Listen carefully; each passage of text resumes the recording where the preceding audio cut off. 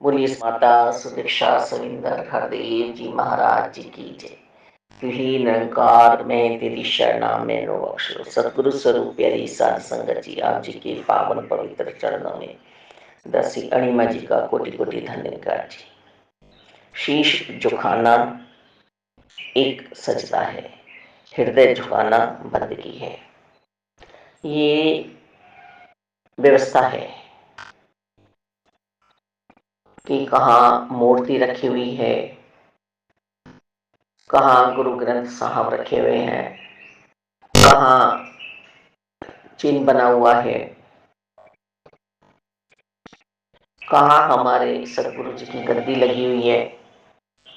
यदि हम व्यवस्था के हिसाब से नहीं करेंगे तो क्या वह अच्छा लगेगा?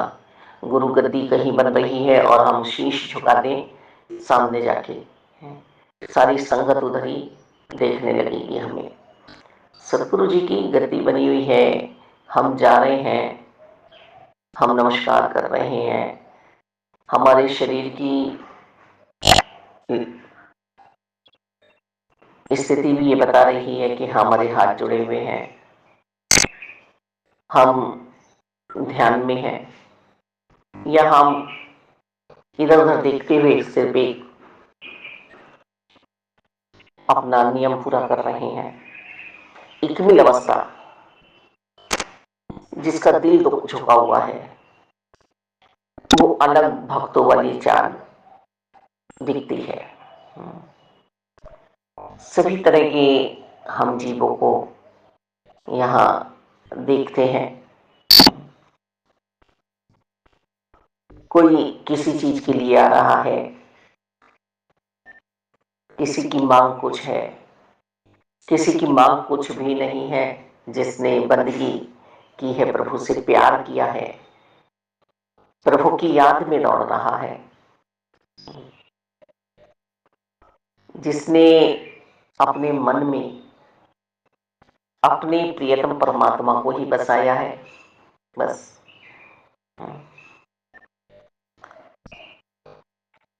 तो ये तो एक बंदगी खुदा की जो कर रहा है और उस पे फर्क पड़ ही नहीं रहा है किसी भी स्थिति परिस्थिति का। संघर्ष में जिंदगी आ रही है, बीच में झाड़ फूंक, बड़े बड़े पहाड़, नदी, हम चलचित्रों में भी देखते हैं कैसे ध्रुव जी ने प्रभु को पाया, कैसे शबरी माता जी रातों रात अपने घर से चली आई, कैसे मीरा जी अपने राजपाट को छोड़ आई, तुकाराम जी किस तरह से एक मिल रहे परमात्मा के साथ, घर की बातों का असर ही नहीं हुआ।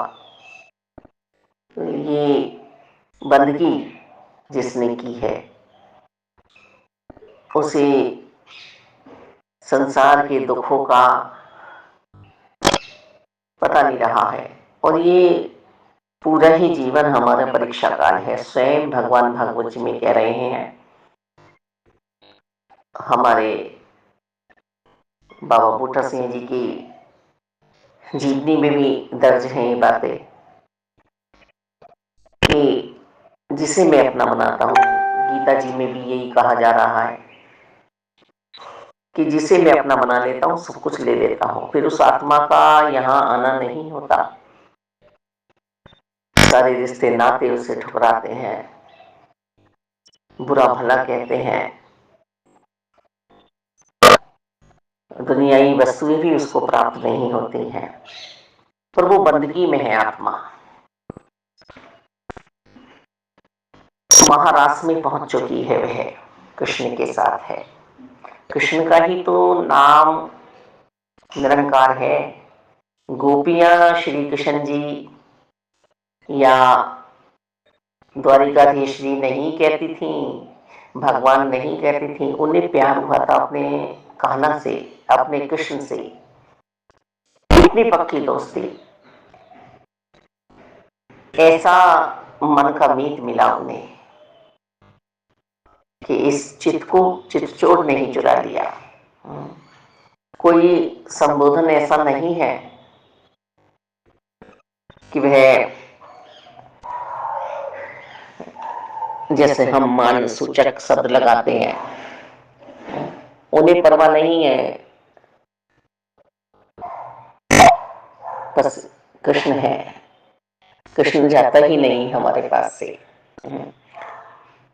तो हृदय झुक रहा है, हृदय झुक रहा है। दूसरी ओर एक बनावटी प्यार हो जाता है कि हम कर कुछ रहे हैं, सोच कुछ रहे हैं, और हमें ये नियम तो निभाना ही है कि सत्संग जाना है। आजकल तो हम देखते हैं कि कपड़े भी सादगी वाले नहीं होते हैं, कुछ दिखावा भी होता है। और चले कितने से हमें मिलना है, कितनों को हमें सत्कार देना है, कितनों ने हमें सत्कार देना है।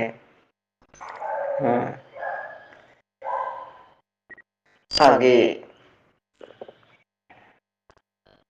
जोड़ों तक गए, शौचालय तक गए,